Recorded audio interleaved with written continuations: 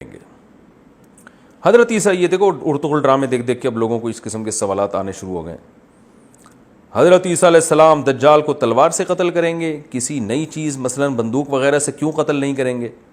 کیا دجال کے آنے سے پہلے یہ چیزیں ختم ہو جائیں گی یا کوئی اور وجہ ہوگی؟ عبداللہ محسن انڈیا سے۔ اصل میں عبداللہ محسن بھائی، آپ کو اشکال یہ ہو رہا ہے کہ حدیث میں آتا ہے کہ مقام لد کے مقام، یعنی لد کے مقام پہ جو اسرائیل میں فلسطین میں ایک جگہ ہے، تو حضرت عیسیٰ علیہ السلام نیزے سے دجال کو قتل کریں گے، تو لد کے مقام میں۔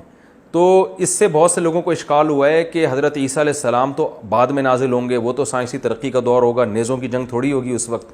تو اس لیے علماء نے اس حدیث کے دو جواب دیے۔ ایک تو یہ کہ نبی صلی اللہ علیہ وسلم نے نیزے کو بطور مثال کے بیان کیا ہے، کیونکہ آپ صلی اللہ علیہ وسلم اگر اس دور میں بتاتے کلاشنکوف سے تو لوگوں کی کیا سمجھ میں آتا کلاشنکوف کیا ہوتی ہے، بم کیا ہوتا ہے، میزائل کیا ہوتا ہے۔ تو آپ نے لوگوں سے اسی زبان میں بات کی ہے جو زبان لوگ سمجھتے ہیں۔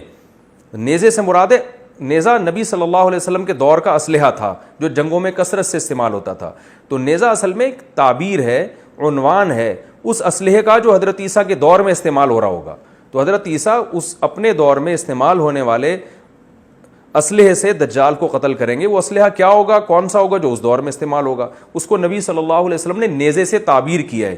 تو یہ نیزہ وہ ایک عنوان ہے، نیزے سے نیزے کی حقیقت مراد نہیں ہے، یہ ایک عنوان ہے، کیونکہ اس زمانے کے لوگوں کو سمجھانے کے لیے نیزے ہی کی مثال دی جا سکتی تھی، وہ چیزیں جو تھیں نہیں ان کی مثال کیسے دی جا سکتی تھی۔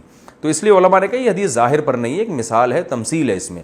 اور بعض علماء نے کہا یہ بھی ممکن ہے کہ نیزے سے نیزہ ہی مراد ہو، اور عین ممکن ہے حضرت عیسیٰ کے دنیا میں آنے سے پہلے ایک عالمی جنگیں چھڑ جائیں، اور آپ کو پتہ ہے اگر اب دوبارہ تیسری جنگ عظیم چھڑ گئی، دو جنگ عظیم تو ہو چکی ہیں، اگر تیسری جنگ عظیم ہو گئی تو پھر تو ایٹم بم سے لڑائیاں ہوں گی اور اتنا اسلحہ استعمال ہوگا کہ دنیا کھنڈرات بن جائے گی۔ تو عین ممکن ہے کہ اتنی بڑی جنگ چھڑ جائے کہ یہ دنیا دوبارہ سے ہزاروں سال پیچھے چلی جائے، کھنڈر بن جائے، سب مرمرا جائیں اور پھر ایک نئی دنیا آباد ہو، پھر وہی گھوڑے تلواریں دوبارہ شروع ہو جائیں اور حضرت عیسیٰ علیہ السلام اسی نیزے سے قتل کریں، یہ بھی ممکن ہے۔